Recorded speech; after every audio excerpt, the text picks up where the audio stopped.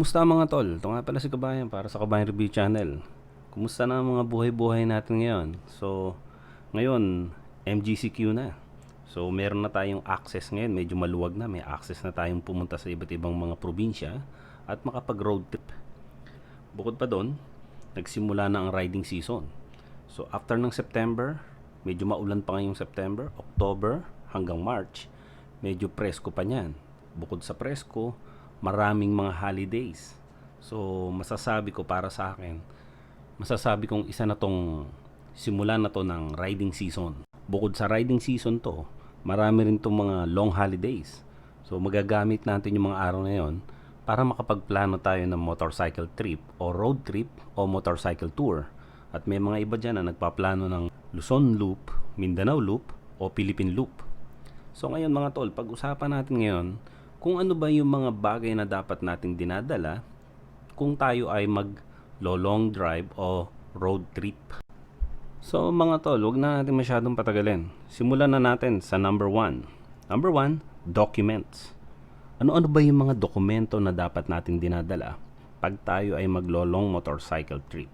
Number 1, driver's license. Siguraduhin natin na updated ang ating driver's license. Number 2, ORCR ng ating vehicle o ng ating motorcycle. Siguraduhin din natin na updated ang rehistro ng ating sasakyan. At kung ito man ay naka-photocopy, siguraduhin natin na ito ay readable at hindi ito dilapidated o punit-punit. Mas maganda kung naka-laminate yung photocopy niya at nakalagay siya sa ziplock para maproteksyonan siya sa ulan at sa punit. Bukod pa doon, kailangan din natin ng extra ID. Government ID para just in case for identification. At isa sa mga importante, yung emergency contact number. Pag sinabi natin emergency contact number, ito yung listahan o ito yung nakaprint sa isang papel, yung pangalan ng tao, yung address at yung contact number niya. Mas maganda kung mas marami yung mga tao na pwedeng i-notify just in case na si rider ay maaksidente. Okay, moving on. Number 2, proper riding gear. Ano ba yung mga proper riding gear? Last time pinag-usapan na natin yan. So, meron tayong helmet. Siguraduhin lang natin yung helmet natin approved, certified at merong ICC sticker. Pangalawa, jacket. Jacket, siguraduhin din natin yung ating jacket ay may mga pads para added protection sa rider. Mas maganda kung yung ating jacket ay mayroong naka-integrate na rin na reflectorized strip for added visibility. And then pants, mas maganda kung yung pants natin mayroon na rin naka-integrate na paddings. And then riding shoes. Kung wala kayong mga riding shoes, pwede na rin yung safety shoes. Okay? At isa pa, gloves para protection sa ating kamay. At importante rin na meron tayong vest, mga riding vest na meron siyang reflectorized strip at neon colored. So meaning, pwede siya sa araw, pwede sa gabi. Okay, number 3, clothes, mga damit na kakailanganin natin. So tansyahin natin kung ilang araw tayo magro-road trip at kung ilang araw din tayo mag-i-stay doon sa lugar na ating pupuntahan. So mas maganda, advice ko, mag-pack lang tayo ng eksaktong damit. Mas maganda kung yung damit natin, yung shorts natin, ay mga quick drying at mga wicking, moisture wicking para madali siyang matuyo at hindi rin tayo masyadong pinapawisan at mas presko sa ating katawan. Tandaan natin, road trip ito, hindi ito bakasyon. Huwag tayong magdala ng mga fancy clothes at masyadong maraming damit at baka maging overpack na tayo sa ating motorcycle. Tandaan natin, motorcycle ito, hindi 4 wheels ang dala natin. So mas maganda, tansyahin natin kung ilang araw lang tayo doon. So kung 3 araw, mas maganda siguro 3 damit lang at saka isang short or 2 short at 3 underwear. Depende sa inyo, no? Pero mas maganda konti lang para hindi tayo masyadong bulky yung ating bagahe sa ating motorcycle. And then number 4, toiletries. Napaka-importante niyan. Toiletries, ano ba yung mga dapat natin dinadala sa toiletries? Meron tayong soap, shampoo, at saka toothbrush and toothpaste. Mas maganda rin kung magdadala rin tayo ng wet wipes. Napaka-importante ng wet wipes. Dahil naranasan ko na dati, inabutan ako sa karsada. So, naghanap ako ng medyo liblib. So, doon na ako bumigay sa isang liblib na lugar at doon ko na inilabas yung aking sama ng loob. So, kung wala kang dalang wet wipes, mahirap yatang ipampunas ang talahib. So, mas maganda may dala tayong wet wipes. Yung mga tip ko lang, yung mga soap and shampoo, kung kayo pupunta sa mga hotel, pwede nyo nang kunin yun. Yung mga maliliit-liit na sabon, maliliit na bote ng shampoo, no? Para hindi masyadong bulky. So, tansyahin nyo rin. Hindi nyo naman kailangan magdala ng isang malaking tube o isang malaking bara ng sabon, no?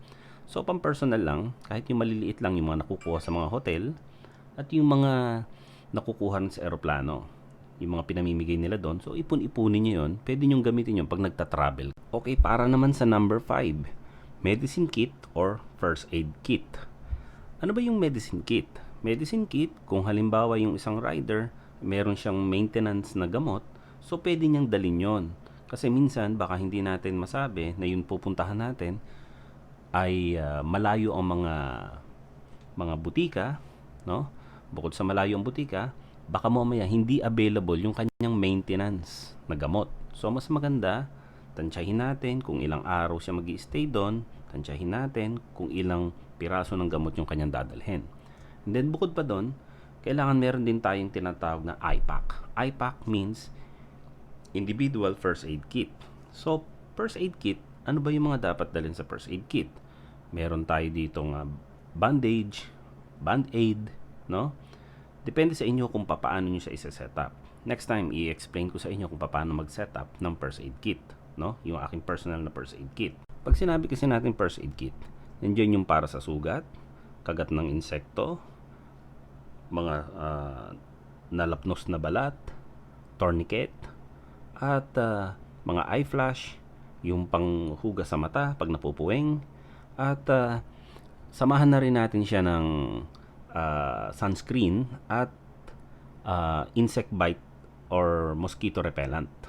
Mas maganda kung meron tayong trauma shears, no? Trauma shears, ito yung gunting na ginagamit sa paggunting ng mga damit pagka nasugatan o na aksidente yung isang tao, para mas madali nating matanggal yung kanyang pantalon o yung kanyang sapatos, no? At pwede na rin nating magunting yung mga gasa na gagamitin natin. Ngayon, para sa number 6, tumungo naman tayo sa mga tools. So, pag sinabi nating tools, hindi naman natin kailangan magdala ng isang toolbox na parang mekaniko na tayo na magbababa tayo ng makina. Basic lang yung mga dadalhin natin. Pag sinabi nating tools, pwede tayo magdala ng multi-tools, isang screwdriver lang na flat and Phillips, plier, at saka kung ang ating motorcycle ay chain driven, pwede tayong magdala ng chain repair kit. Ngayon, kung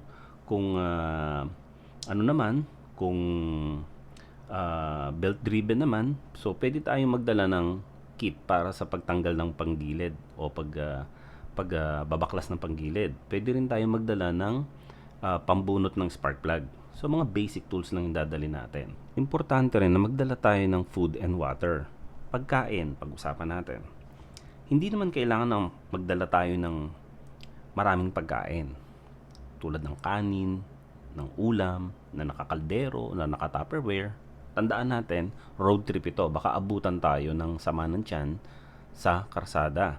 Or, baka mapanis din itong pagkain natin. So, pwede tayong gumamit na lang ng mga power bar or energy bar. So, konti lang siya. Pag kinain nyo, magbibigay siya ng calories na kakailanganin natin sa pagra-ride natin. No?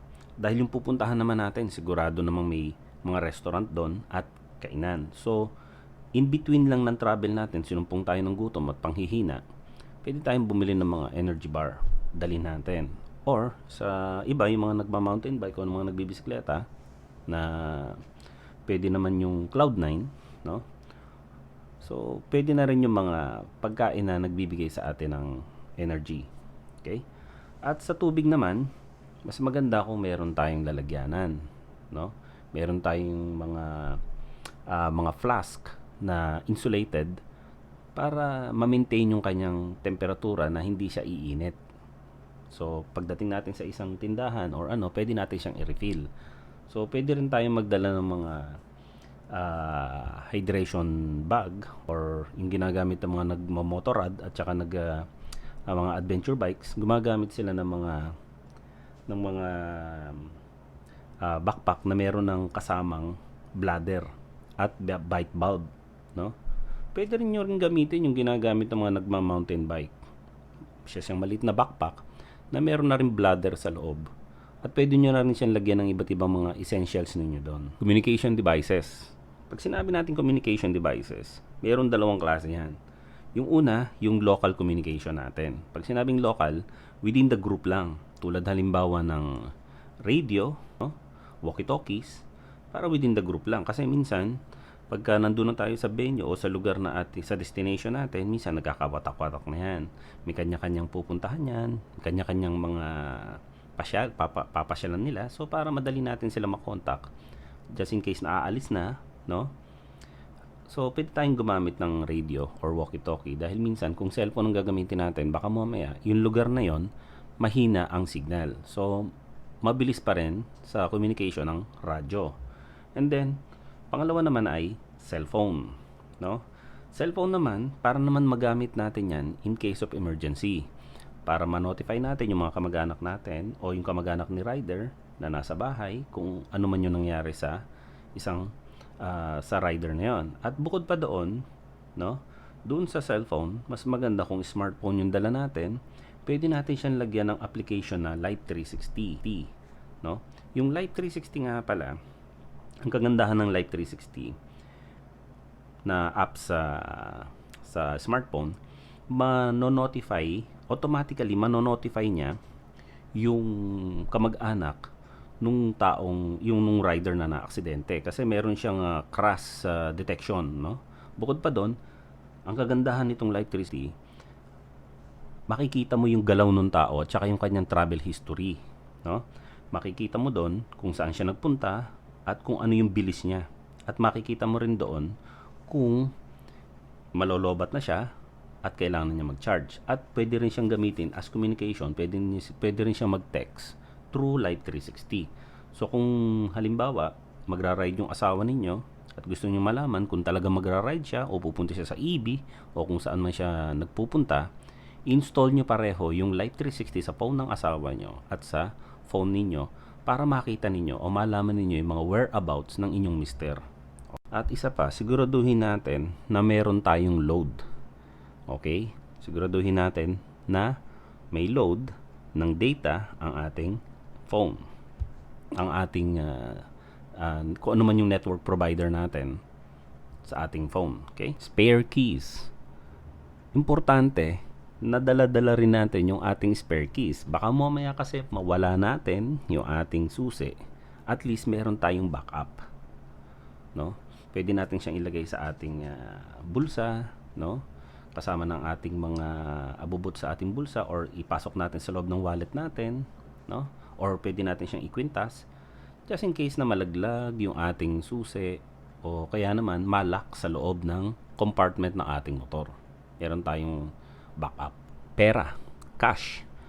Siguraduhin natin na meron tayong sapat na pera para sa ating road trip. At siguraduhin din natin na meron tayong cash at hand. Kasi kahit meron tayong ATM, meron tayong card, meron tayong credit card, hindi naman natin sigurado kung yung pupuntahan nating resort o yung pupuntahan nating lugar ay may mga available na ATM. So, mas importante pa rin na meron tayong cash sa ating bulsa. Just in case, ma-short tayo at baka mamaya hindi ma-read yung ating card, meron tayong cash. Lock disc o yung mga lock natin sa ating motor. Importante rin yan. Pwede tayong gumamit ng chain lock, pwede tayong gumamit ng disc lock, no? Para ma-secure natin, para hindi tayo masyadong nag-iisip o hindi tayo mas panatag yung loob natin na iniiwanan natin yung ating motorbike sa parking area. Minsan mahirap din magtiwala, baka mamaya pagbalik natin doon sa parking, wala na yung bike natin. Okay? At yung spare key nga pala nun, dalhin din natin. Isama rin natin siya doon sa susi ng ating motorbike. Just in case, mawala natin yung susi, meron pa rin tayong spare. Tire repair kit. Importante to. So, kung ang ating gulong ay merong interior, so pwede na yung tire patch. Kung tubeless naman, so mas maganda meron tayong tire repair kit, yung parang merong ice pick o parang cork, and then may gum, and then sinasaksak to sa butas, no?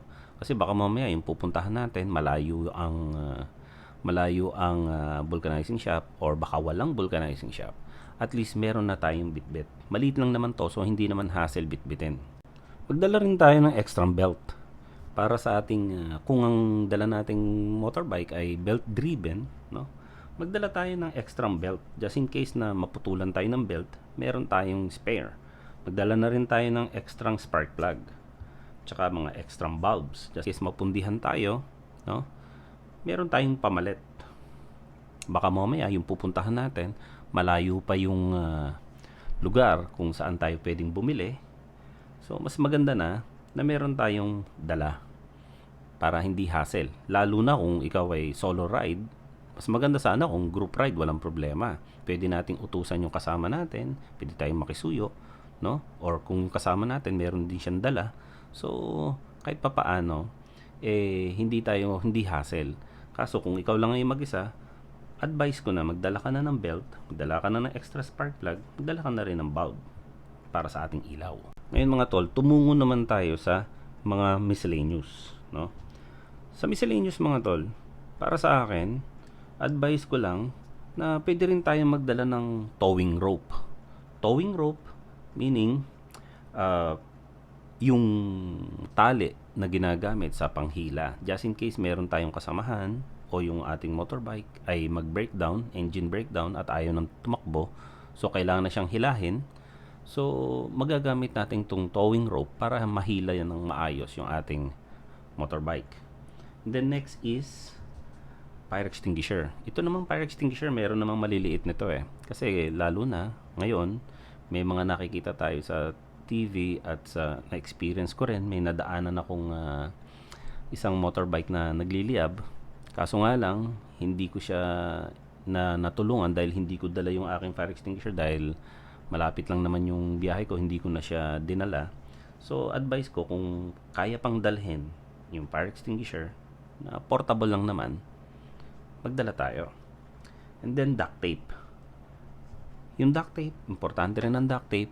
Halimbawa, napunit yung ating raincoat, pwede natin siyang magamit na pantapal. Hindi naman natin kailangan magdala ng malaking roll. Pwede naman tayong kumuha na lang dito ng sabihin na natin mga 1 meter lang, no? I-roll na lang natin sa ballpen or sa lighter or sa kung saan man pwede natin siyang i-roll. Pwede rin sa screwdriver. So, para ma-minimize natin yung pagiging bulky ng bitbit natin. So, maraming gamit yung duct tape. Pwede yung gamitin sa pang temporary repair ng ating upuan kung merong loko-loko na humiwa ng ating upuan. So, pwede natin siya munang takpan ng duct tape. Pwede rin sa ating jacket. Pwede rin siyang magamit sa emergency pag ang isang tao ay nasugatan at malala yung sugat niya. So, pwede natin gamitin ng duct tape at gasa para matakpan kagad yung kanyang sugat. And then number 4 is tie wrap. Tie wrap, pwede natin itong magamit sa kung meron tayong kailangan na higpitan or talian na mahigpit, magagamit natin itong tie wrap. And then number 5 is garbage bag. Garbage bag, hindi lang naman siya ginagamit para sa paglalagay ng basura, no? Pwede rin siyang magamit pang cover sa ating bag para hindi siya mabasa, no? At pwede rin nating gamitin siyang temporary raincoat. Kung sakali man na nawala yung ating raincoat, magagamit natin siyang parang raincoat na rin para hindi tayo mabasa yung ating katawan. Bukod pa sa magagamit natin siyang pang waterproof ng ating mga bags. And then number 6 is power bank. Importante ang power bank. Minsan, sa haba ng road trip natin, yung ating phone, ginagamit na rin natin siya as for navigation, no? At the same time, communication device, at ginagamit na rin natin siya sa pag-photograph. So, hindi maiiwasan na malobat yan o ma-drain ng kanyang juice. So, magdala rin tayo ng power bank. And then number 7, flashlight. So, importante rin ang flashlight. Lalo na sa gabi. Napakahirap mag-repair ng gulong kung wala tayong ilaw. Bukod sa flashlight, pwede rin tayong magdala ng mga portable light, emergency light na meron ng blinker just in case na merong maaksidente o kailangan nating mag-repair sa karsada, malapit sa karsada. So at least mabibigyan ng warning yung mga dumadaan ng mga motorist na merong isang taong nasiraan ng motorbike niya doon sa pamamagitan ng blinker ng emergency light. And then for number 8, jump start. Jump starter, ito yung parang power bank, no? Na meron na rin naka-integrate na flashlight na pwede natin gamitin just in case na ma-drain yung ating battery, lalo na kung ang dala nating motorbike walang kick starter. So magagamit natin yung jump starter para ma-energize yung battery para ma-start natin yung ating motorbike. Kailangan din natin magdala ng portable inflator. Sa panahon ngayon, meron ng mga maliliit na inflator na rechargeable, no? Na hindi na kailangang isaksak pa para lang siya gumana. So, meron na rin siya yung mga rechargeable type na inflator na halos kasing laki lang siya ng power bank, no? Bukod pa doon, meron na rin siyang naka-integrate na pressure gauge doon. So kung wala naman tayong ganun, pwede naman tayong magdala ng mga manual na air pump, no? Magdala rin tayo ng mga waterproof bag. Saan natin nilalagay yung ating gamit, no? So siguraduhin natin na waterproof yung ating bag. Kung wala naman, gaya nga ng sinabi ko kanina, pwede natin siyang balutan ng garbage bag. Basahan. Pwede tayong magdala ng dalawang klase ng basahan. Unang basahan, yung pangmarumi, no? At pwede rin natin gamitin siya pambalot dun sa rope, no? Para hindi magasgas yung fairings natin pag hinihila yung motorbike natin. At basahan na sabihin na nating malinis at pwedeng pampuna sa ating visor, sa visor na ating helmet. Importante na meron din tayong dalang microfiber na basahan panlinis sa ating visor para maayos pa rin yung ating paningin habang tayo nag-ride. Sa ating miscellaneous, wag din natin kalimutan na magdala ng extra fuel o extra gas. Pwede rin tayong magdala ng gas can just in case na yung pupuntahan natin medyo malayo yung mga gasoline station at kung sakali man maiwanan or maubusan tayo ng gas, meron tayong magagamit na gas. Ngayon, kung sakali man na walang attachment yung ating motorbike para sa gas can, pwede rin tayong bumili ng gas tube o gas cylinder para doon natin ilagay yung ating gas. Or, pwede rin tayong magdala ng siphoning hose o yung hose na pwede nating sipsipin. Makasipsip tayo ng kahit mga 1 liter sa mga kasama natin na merong malalaking tangke. So, magagamit natin para makasabay pa rin tayo sa road trip kasama yung ating grupo. And then, pwede na tayong magpagas kung sakaling makakita na tayo ng gasoline station sa dadaanan natin. Isa pa sa mga miscellaneous ay ang pagdadala ng rain gear. Importante kasi na magdala rin tayo ng proper rain gear kasi minsan sa pag-alis natin maaraw. And then pagdating natin dun sa ating pupuntahan, nag-iiba na bigla ang klima o nag-iiba ang weather. Minsan, maaraw dito sa atin, pagpunta natin or along the way, bigla na lang uulan, lalo na sa buwan ng September, October, November, and December. Hanggang January yan. Paiba-iba ang lagay ng panahon. Lalo na kung medyo mataas na o mataas yung altitude nung pupuntahan natin tulad sa Baguio, Tagaytay, Sagada. Sa baba, mainit. Pagdating natin sa taas, ayun, minsan umuulan or maulap, tapos maya-maya, bigla na lang uulan. Eto nga pala mga tol, yung mga kit ko na dinadala ko, not on a daily basis, pero dinadala ko siya pagka long drive. So, simulan natin dito. Meron ako ditong towing rope, no? Towing rope na I think nasa ano rin to 5 meters, no? Meron siya ditong dalawang carabiner at may hook din dito na merong lock. Okay? So magagamit natin to pagka pwedeng hilahin yung motorbike natin pagka nagkaroon ng engine breakdown, at pwede rin natin magamit para na rin sa ibang kasama natin na mangangailangan ng tulong natin. At dito naman, nandito yung aking mga spare bulb, no?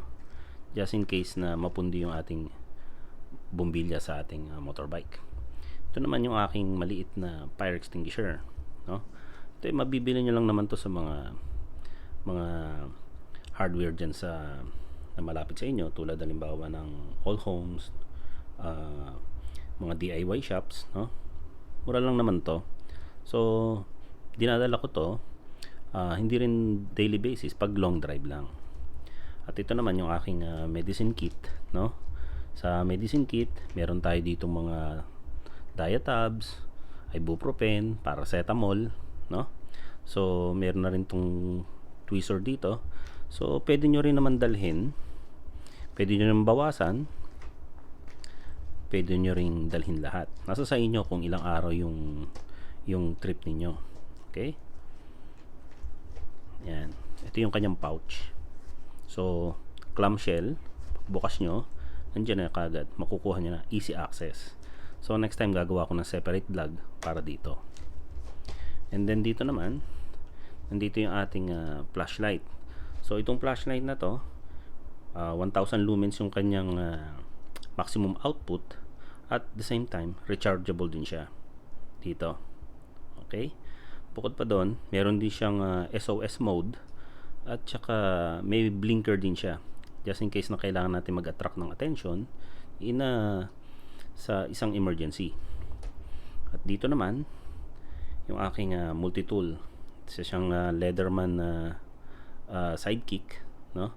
Meron na siyang plier, meron na siyang wire cutter, at screwdrivers, flat and Phillips. Bukod pa doon, meron na rin siyang knife at saka saw. Next time gagawa ko na separate vlog para dito. At ito naman yung aking Leatherman Raptor, no? So meron na siyang gunting, may scale na rin siya, panukat ng sugat, no? At meron din siyang seatbelt cutter, meron din siyang glass breaker, at meron din siyang ring cutter dito. Magagamit nyo rin ito sa oxygen kung gusto nyo buksan yung oxygen. Meron siyang tinatawag na oxygen tank wrench, at meron siyang clip. Okay?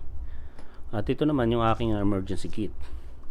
Dito naman sa emergency kit na to, o yung sinasabi kong trauma kit, meron na rin ako ditong betadine, mask, cotton buds, alcohol prep, mga bulak, gasa, at hand sanitizer. May gloves na rin dito. Bukod pa doon,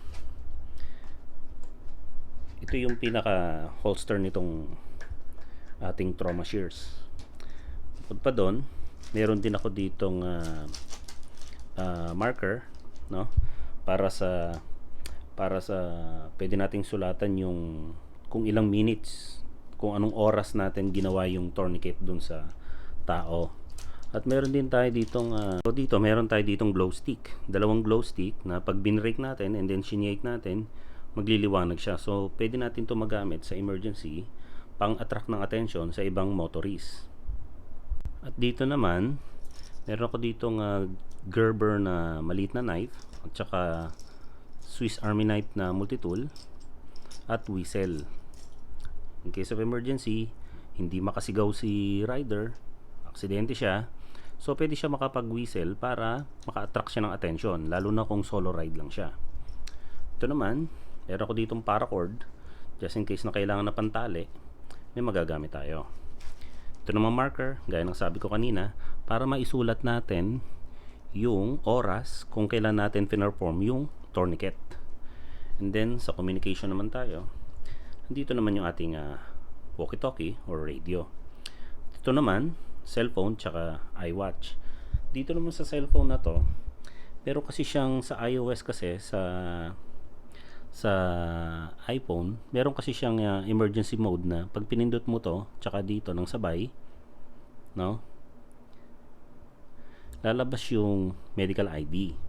So itong medical ID, magagamit ito ng mga responder para malaman nila yung medical condition at saka yung personal information ng tao. At dito naman sa emergency SOS, pwede natin itong i-activate para ma-send ng message doon sa emergency contact number niya dito. At dito naman sa iWatch, meron din kasi itong crash detection. So once na naka-detect siya ng crash o isang malakas na impact, automatic magsesend siya ng message doon sa emergency contact number na nakasave dito. Okay? Ito naman, meron tayo ditong duct tape. So alam na natin kung saan ang gamit ito. Ito naman, wet wipes, importante rin. Ito naman, extra first aid kit na meron din siyang trauma shears dito, no? Next time, gawa tayo ng separate vlog para dito. Ito naman yung aking maliit na tools, no? Mga allen, plais, mga luma na pero reliable pa rin. Tsaka electrical tape. Then ito naman yung aking sunscreen at saka insect repellent. Ito naman yung mga dokumento natin, no? Nandito yung mga ORCR natin at saka yung sa insurance. Ito naman yung bladder para sa tubig at saka yung sinasabi kong backpack na maliit para lalagyan ng bladder natin.